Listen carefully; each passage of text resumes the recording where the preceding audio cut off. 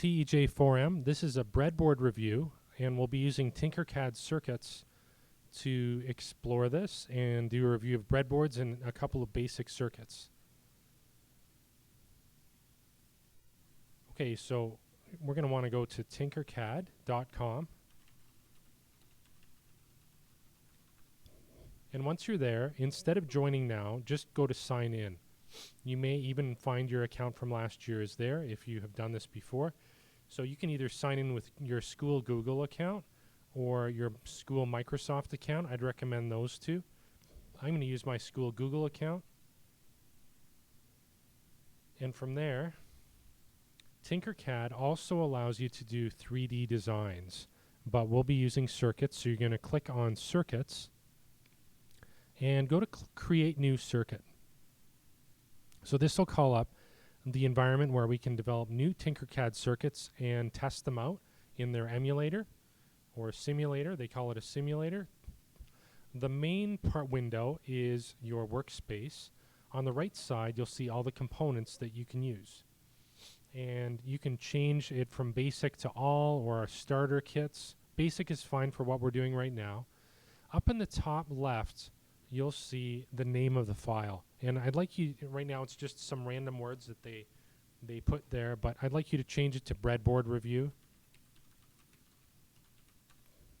We'll just be looking at breadboards today. So if you scroll down in components, you'll see breadboards small. So if we can click on that and drag it into the window, that's going to be big enough for us for what we're doing. If you go to the search bar and type in breadboard, you'll see that there's a longer breadboard that's available, and as well some starters with Arduino and some other things as well. And we'll get to Arduino later on, but not right now. Okay, so I wanted to review the breadboard. And the breadboard's composed of buses. And as you hover your mouse and move your mouse around, you'll see that every time that you click on, not click, but if you hover over a top of a certain position, it shows you all the other holes, I guess, that are connected to that one, that are all electrically connected. There's a wire strip that runs down inside of the breadboard that connects everything. So if you put a wire or a lead from one of the components in there, it will be connected as it shows. So at the top, you see it has the negative symbol and it's black. That's called the negative bus, and it's also known as ground. And just below that is the positive bus, and those two repeat on the bottom as well. So it's up to you which one we're going to use one negative bus and one positive bus. And then we have in the middle, you'll notice that instead of horizontal buses, we have vertical buses. And they're broken, and there's a divider in the middle that prevents them from being connected. But that's going to be very useful as we're putting components on the board. So we're going to put some components on the board now. First of all, we're going to power this with a small battery. The CoinCell 3-volt battery is good, so you can click on that and drag it in. And it says coin battery. It shows you which end is positive. And if you hover over it, it says positive. At the bottom, it says negative. So we're going to power our breadboard. Let's connect the positive bus at the top to the positive. That's where the electrons are going to be flowing out of, or the current will be flowing out of. So we're going to click on the positive. And instead of just drawing a straight line directly to the positive bus, click it so that it's perpendicular, so it's 90 degrees. And Tinkercad will hint, and it'll show you when it is 90 degrees. So click there, and then you can click it when it reaches the positive bus. So that's now connected. And I'm going to change the color to red, because that's a traditional color for a positive connection. And if it doesn't look quite 90 degrees to you, you can adjust it by clicking on this joint. I guess it's like the elbow. All right, now we're going to connect negative, and I'm going to connect negative to the bottom negative bus or ground. But instead of just clicking over there, let's say that you clicked it there and you wanted to stop it from happening.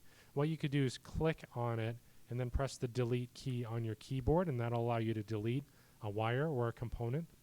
I'm going to click on negative, and then I'm going to click again, just down a bit, and that way I get this elbow. And I'm going to make it black because that's a traditional color for a negative bus. Looks like my battery could be more in the middle, so I'm going to adjust that. And that's more or less 90 degrees. Okay, so we have power to our breadboard in the form of our positive bus. And if we want an LED to turn on, we'll want to have the LED somewhere in the flow of electricity from positive to negative. I want you to think of the negative bus as ground or the drain, and with a pipe system, I guess, or a swimming pool or something where you have water flowing through pipes. You need a drain, otherwise you're going to get overflow. And actually, with electric circuits, if something is not connected to ground, no current or no electrical current can go through. So it's going to be very important. Let's put our LED on the board.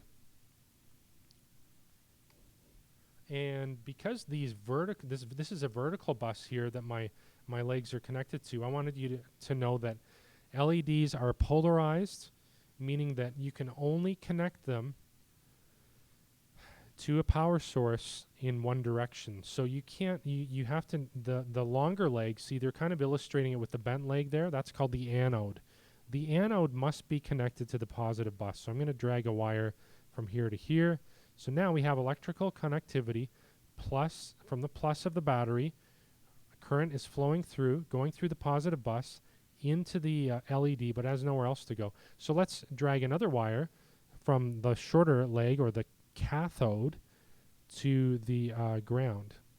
And now when we start the simulation, your LED is turning on, even though, well, there's a problem. And if you click on this, it shows you, if you click on the LED or just hover over it, it says current flowing through is 62 milliamps, while the recommended maximum is only 20.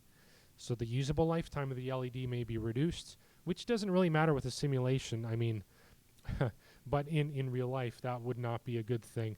So we're going to stop the simulation, and we're going to provide it with some protection in the form of a resistor. The resistor will lower the voltage that's going through. Okay. So let's, we're going to change this circuit around. And we're going to remove this wire. So I'm just going to click on it and press delete. And I'm going to take the resistor. The resistor is going to go like that. So it has to be connected to the positive. So make sure it's connected to positive. And that's fine. It's connected correctly. Now the resistor is not it's not polarized, meaning that it can be connected either way. It doesn't matter what direction it's going through. It'll allow current to go through it in either direction. So it's not polarized, but the LED is polarized.